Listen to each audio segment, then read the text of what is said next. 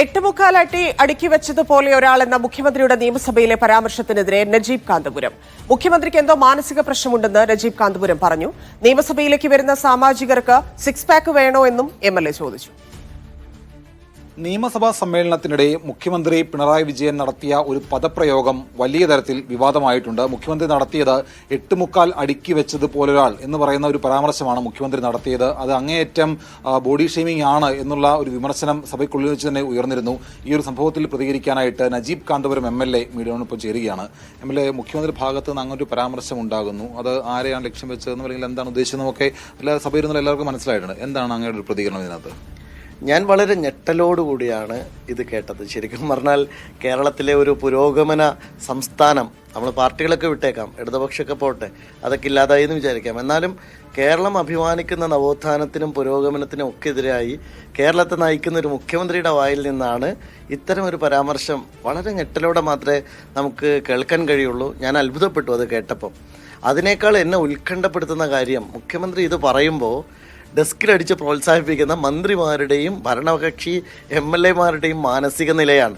അപ്പോൾ എന്തിനും മുഖ്യമന്ത്രിക്ക് സ്തുതി പാടുന്ന ആളുകൾ ഇടതുപക്ഷത്ത് തന്നെയാണോ ഇരിക്കുന്നത് എന്ന് ഞാൻ അത്ഭുതപ്പെടുകയാണ്. കാരണം കേരളം ഇതുവരെ ആർജിച്ച എല്ലാ പുരോഗമനത്തിനും എതിരായിട്ടുള്ള ഒരു വലിയ വാക്കായിട്ടാണ് ഞാനിത് കാണുന്നത്.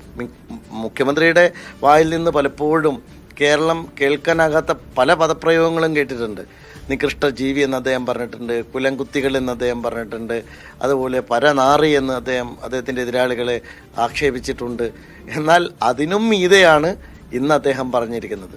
ഇപ്പോൾ ശരിക്കും ഇത്തരത്തിലുള്ളൊരു വാദം അല്ലെങ്കിൽ ഒരു വാക്ക് ഉപയോഗിക്കുമ്പോൾ, അധിക്ഷേപം ഉപയോഗിക്കുമ്പോൾ അദ്ദേഹം അതിനെ കൃത്യമായി പിന്നെയും പരാമർശിക്കുകയാണ്. എട്ടുമുക്കാലടി വെച്ച പോലെ ഒരാൾ എന്ന് പറഞ്ഞ് അതിന് വ്യാഖ്യാനം കൂടി മുഖ്യമന്ത്രി പറയാണ്. ഉയരം കുറഞ്ഞ ഒരാൾ, ശാരീരിക ശേഷി ഇല്ലാത്ത ഒരാൾ. അപ്പോൾ ഈ ആളുകളൊക്കെ നിയമസഭയിലേക്ക് വരേണ്ടത് സിക്സ് പാക്ക് വെയിറ്റാണോ, അല്ലെങ്കിൽ എട്ടടിയുള്ള ആളുകൾക്ക് മാത്രം പറഞ്ഞതാണോ നിയമസഭ? ഇത് മുഖ്യമന്ത്രി കണ്ണൂരിൽ നിന്ന് ആലോചിച്ചിട്ടുണ്ടാകുന്ന പ്രശ്നമാണോ? നിങ്ങൾ മനസ്സിലാക്കേണ്ടത്, ഇപ്പം മുഖ്യമന്ത്രിയെ സംരക്ഷിക്കാൻ ഒരുപാട് മസിൽമാൻമാരെ ആവശ്യമുണ്ടാകും എന്നാണോ അദ്ദേഹം നിയമസഭ അകത്ത് ആലോചിക്കുന്നത്?